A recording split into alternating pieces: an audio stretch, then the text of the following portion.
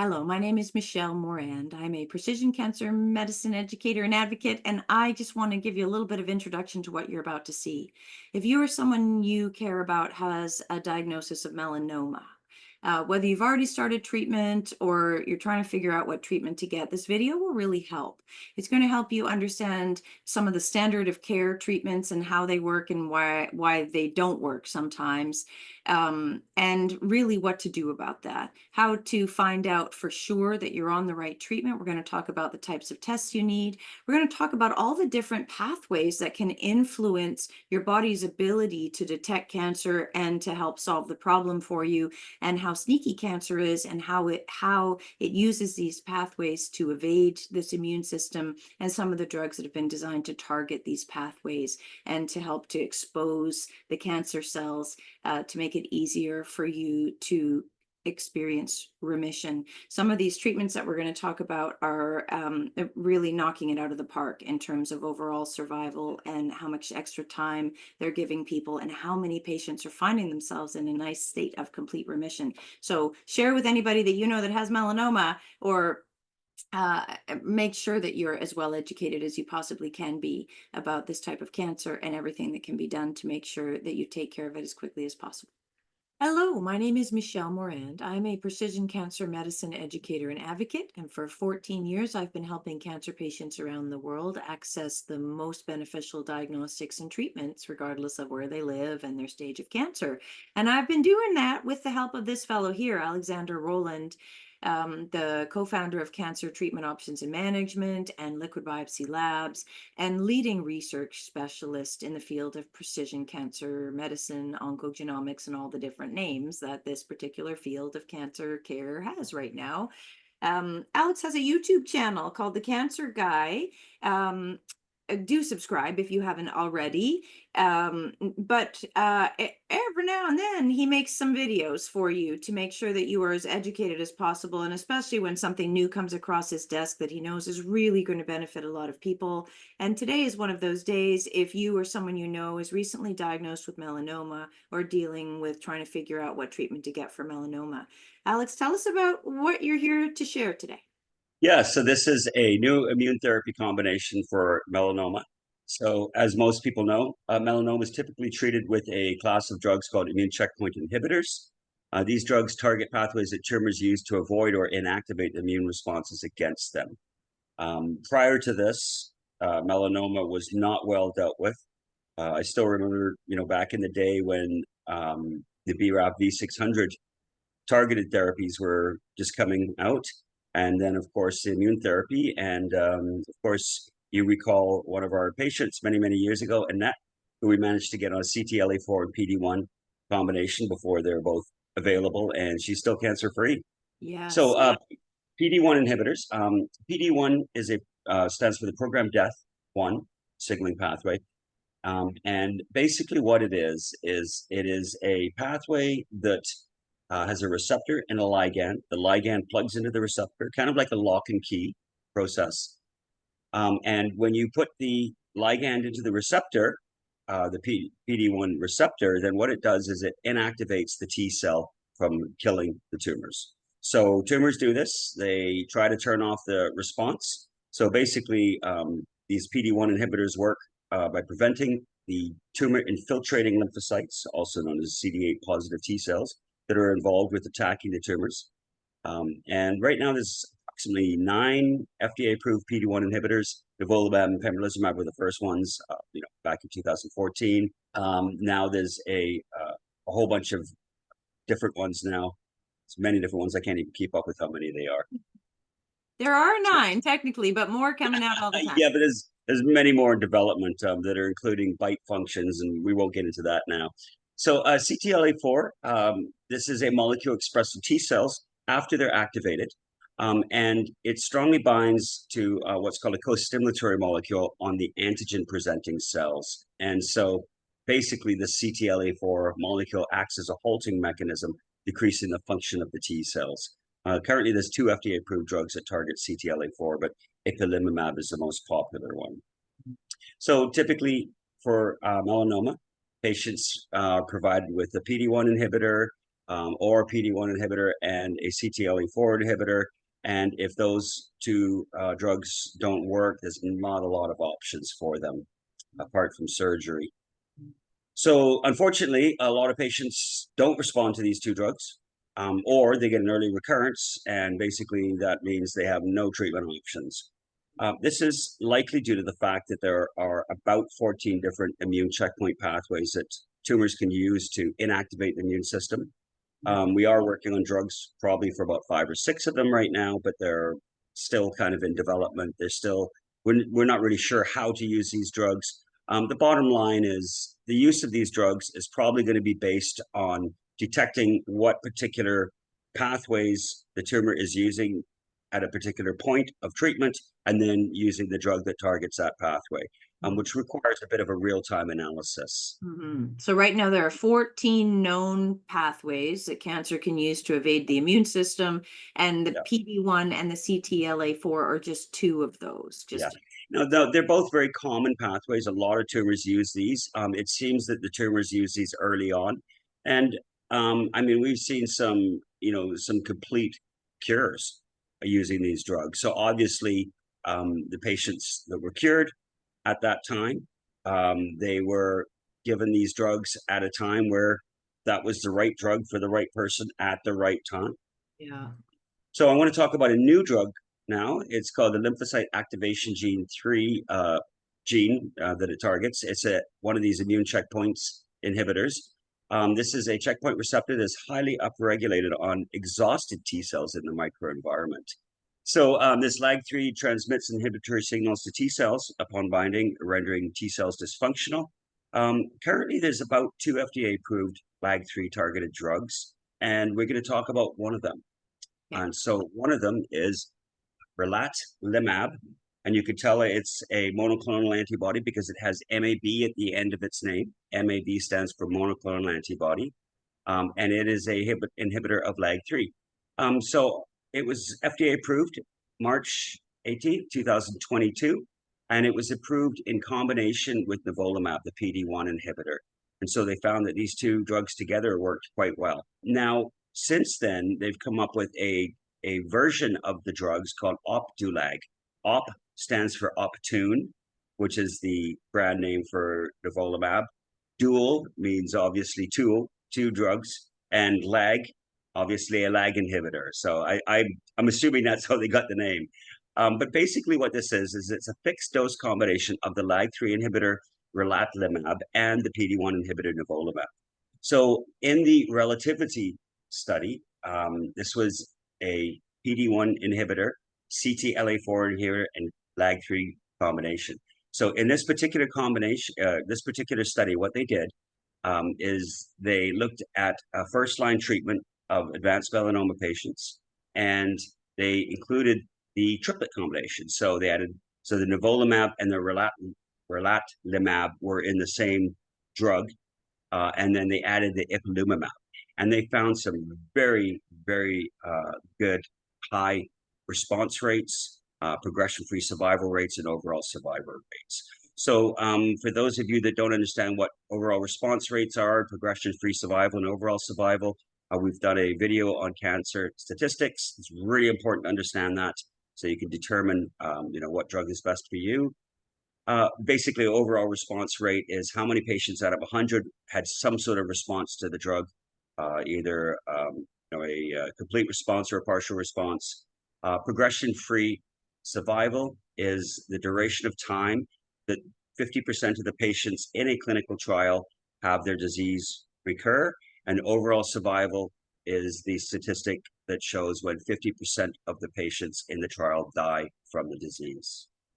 In the relativity 048 with this triplet combination, they found that the combination of relatlimab and nivolumab was previously tested in relativity 047 as a first-line treatment.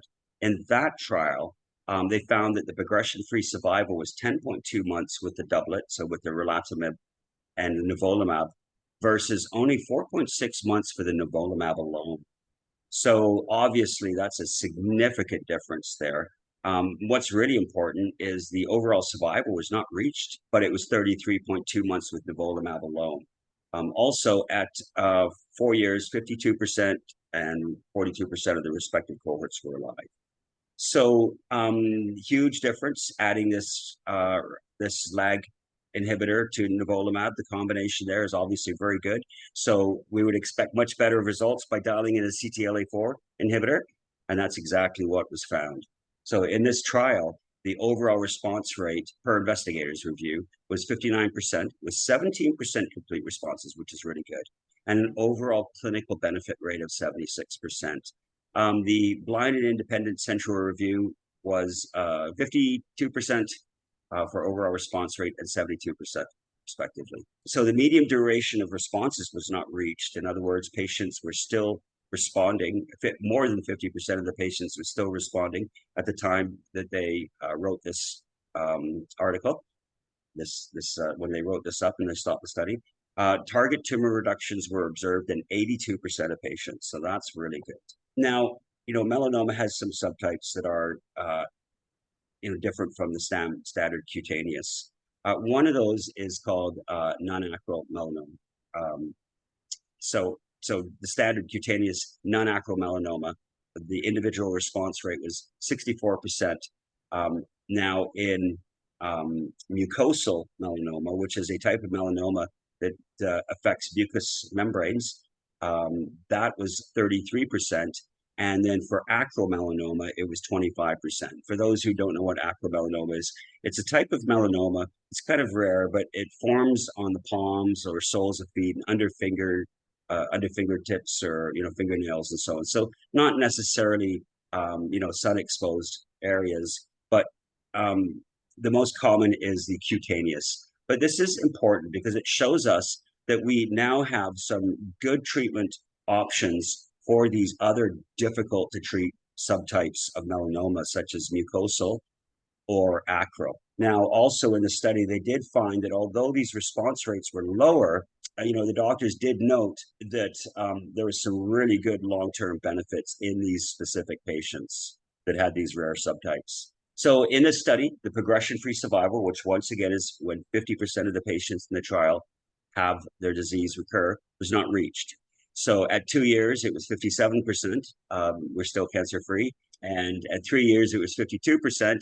And then 52% at 4 years. Now, this is an interesting flattening of what we call the survival curves it tails. And so also in an exploratory analysis, the overall survival was not reached, but I'm not sure if this trial was actually powered for that. What's really interesting here is for the survival rates at 80% at 2 years, 72% at 3 years, and then 72% at 4 years. So this shows a very interesting flattening of the survival curve. Basically, what that means is that patients who achieve long-term benefits stay cancer-free or are still surviving well. So it's very interesting seeing that sort of flattening of a survival curve. It's something that's fairly unique to immune-based approaches. So not surprisingly, there were higher response rates in patients that were tested for LAG-3 and had LAG-3 positive. So yeah, of course. I mean, if the tumor's using LAG-3, then obviously a LAG-3 targeted drug is going to be effective. So when patients had high levels of LAG-3, they had a 68% response versus only 33%. And also for PDL positive too. So if patients had high PDL1 positivity, they obviously had a much better response, 67 versus 59. So this really speaks to, determining which signaling pathways the tumor is using and treating it at that particular time. And once again, to summarize, precision oncology is the right drug for the right person at the right time. And timing is just as important as choosing the right drug. So, when it comes to suppressing a particular arm of the tumor's signaling pathways that suppress immune drugs, then obviously timing is very essential. So importantly, the estimated survival rates of the triplet combination of 72% at 4 years was really a standout for me. When you look at individual studies, and I don't like to do cross-study comparisons, it's not a good thing to do because there's so many different variances and studies are powered for different things. But when you get numbers that are this different and this far apart, then I think you can start doing that with some clarity. So the overall survival, the 4-year overall survival for nivolumab plus ipilimumab is approximately 37%. There's some variance in that. The 4-year overall survival for nivolumab plus relatlimab from that previous study was roughly 52%. And then the 4-year overall survival for nivolumab alone, as you know, is 43%. Okay, point is Because 72% toxicity, with this combination was yes. So let's superior. talk about toxicity, because ipilimumab and nivolumab can cause some fairly significant problems as far as overactivating the T cells to attack our own body organs. So you can actually get adrenal insufficiency. You can get, they can take out your thyroid. There's a few different things that can happen when we go on these immune therapy drugs that have some serious consequences. Now, they're relatively low compared to the benefit of what the drugs provide. But in this particular study, the toxicity was similar to just ipilimumab plus nivolumab. And that's probably based on the fact that they used a lower dose of ipilimumab. They typically ipilimumab is given at 3 milligrams a kilogram, or 3 milligrams a kilogram. And this particular study, they used 1 milligram a kilogram. So lower dose of ipilimumab is probably why there was less toxicity or similar toxicity to ipilimumab plus nivolumab. Mm. Almost all patients had some treatment-related adverse events. They were grade 3 or 4 in 39% and led to discontinuation in 41%. The most common grade 2 or 3, which are grade 2 is the lower, grade 3 is a little higher, were lipase increase, diarrhea, colitis 11%, and hepatitis. Mm. But I do want to talk about this because, while these patients did have to go off treatment, I think what was really interesting here. So basically, there were 2 treatment-related deaths within 100 days of the last treatment dose, one from a rectal hemorrhage and one from a mediated myositis. Cardiac events are pretty rare with immune therapy, but they can happen. Not very often, but they can happen. What's interesting in this study is in the 23 patients who discontinued the treatment because of toxicity. In other words, they had toxicity right away and told, okay, you can't continue this. The progression-free survival was not reached. So even after being taken off therapy, the responses they did achieve, even though they had side effects, were durable. Mm. And what's really interesting is at 4 years, 67% of these patients remain progression-free. Wow. Um, Now, this is something that does speak to immune therapy. Sometimes having toxicity and a Strong uh, reaction. adverse event from an immune-related drug is because the drug's working too well, and it's causing the immune system to attack, our normal organs and not just the tumors. So, we have seen patients who've had adverse events, but also had phenomenal results. Yeah. So, it's a bit of a trade-off. That's true. Yeah, folks who have had a So, long-term, I know you guys don't like to say cure, but long-term remission. yeah, Yeah. so how do you ensure that you're on the right pathway? Well, really, when you're looking for understanding whether immune therapy is going to be a good benefit for you, we have found that RNA expression testing is the most important thing. We're using a RNA expression panel that's just under 21,000 genes. So we're able to look at all of these different um, immune checkpoints and to see if they are overactivated in a certain person's cancer.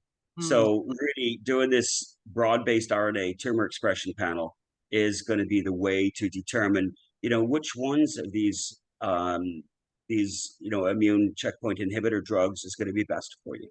So hopefully you found that helpful. And if you would like to speak to Alex directly, you or someone you care about has cancer and you want to make sure you're on the right therapy, you want to find out how to get these types of tests or just how to even advocate with your doctor to get them on board with a more innovative or current treatment option for you, you can book a one-on-one consultation with Alex and his team. You can join my free advocacy training program. This is where I'll educate you about precision cancer medicine and kind of show you how to do a lot of this yourself if you're a do-it-yourselfer. And of course, visit our YouTube channel and subscribe to stay informed. New videos come up every week, and we want to make sure you're as well educated as you possibly can. That's what we're here for. So drop us a comment. Let us know what kind of videos you'd like to see and how we can help you. Thanks for watching. Thanks.